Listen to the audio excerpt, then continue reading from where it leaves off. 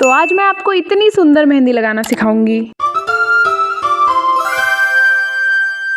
अब जहाँ थोड़ी बहुत मेहंदी तो हर कोई लगा लेता है, वहीं पे बिगिनर्स के लिए फिनिशिंग के साथ एक सुंदर सी मेहंदी डिजाइन बनाना थोड़ा सा मुश्किल होता है। बट डोंट वरी, इस वीडियो में मैं आपको ऐसे 4 बातें बताऊंगी जिनको फॉलो करने के बाद एक सुंदर सी मेहंदी डिजाइन लगाना आपके लिए एक ईजी सा टास्क बन जाएगा। एंड लास्ट वाली बात सबसे ज्यादा इंपॉर्टेंट है, तो इस वीडियो को लास्ट तक जरूर देखना। तो हमारा पहला पॉइंट है, skin preparation is must. Mehndi लगाने से पहले कोई भी लोशन, क्रीम या ऑयल बिल्कुल मत लगाना, नहीं तो आपकी मेहंदी का कलर बिल्कुल अच्छा नहीं आएगा। ध्यान सिर्फ इस चीज का रखना है कि आपका हाथ एकदम सूखा हुआ होना चाहिए। पॉइंट नंबर 2 है कि हमें सनलाइट से बच के रहना चाहिए, क्योंकि जब हम सनलाइट में बैठ जाते हैं या किसी भी फैन को ऑन करके उसके नीचे बैठ जाते हैं तो हमारी मेहंदी जल्दी तो सूख जाती है। जो हमारा गोल होता है कि हाँ भाई हमको मेहंदी बहुत जल्दी सुखानी है, इसलिए हमें सनलाइट में बैठना है। बट जल्दी सूखने का ये बिल्कुल भी मतलब नहीं है कि मेहंदी आपको रच जाएगी। उल्टा, इससे मेहंदी का रंग बिल्कुल अच्छा नहीं आता है। जितना हो सके सनलाइट को अवॉइड करो और मेहंदी को नेचुरली सूखने दो। मैंने नोटिस किया है कि कई लोग हेयर ड्रायर से भी मेहंदी सुखाते हैं, जो कि अगेन एक बेवकूफी है। मेरे साथ भी ऐसा एक बार हुआ था, जब मैं किसी को उसके मेहंदी के फंक्शन में मेहंदी लगाने गई थी। हुआ कुछ ये था कि मैंने उनको मेहंदी लगा दी और मैं घर आ गई। बट मेरे वहां से हटते ही उन्होंने कैसे कैसे करके हेयर ड्रायर वगैरह से अपनी मेहंदी को जल्दी जल्दी सुखा लिया, जिससे क्या हुआ कि अगले दिन जब उनकी शादी थी तो उनका कलर ही बिल्कुल अच्छा नहीं आया। तो again most of the clients की तरह उन्होंने मुझे ब्लेम करना स्टार्ट कर दिया कि तुम्हारी जो ऑर्गेनिक मेहंदी है वो बिल्कुल भी अच्छी नहीं है, इससे अच्छा तो तुम मार्केट की कौन से ही लगा देती, मेरी तो मेहंदी का कलर ही नहीं है,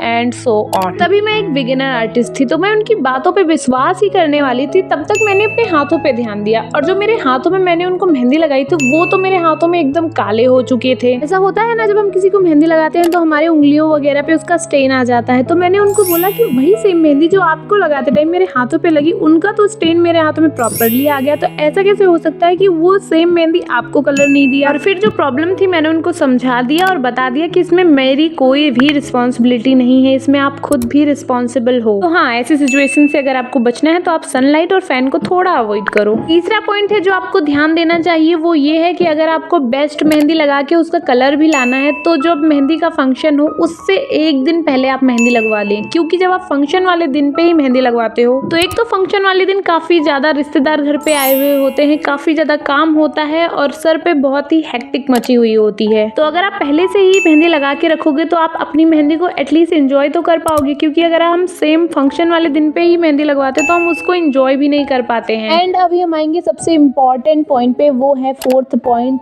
टाइम।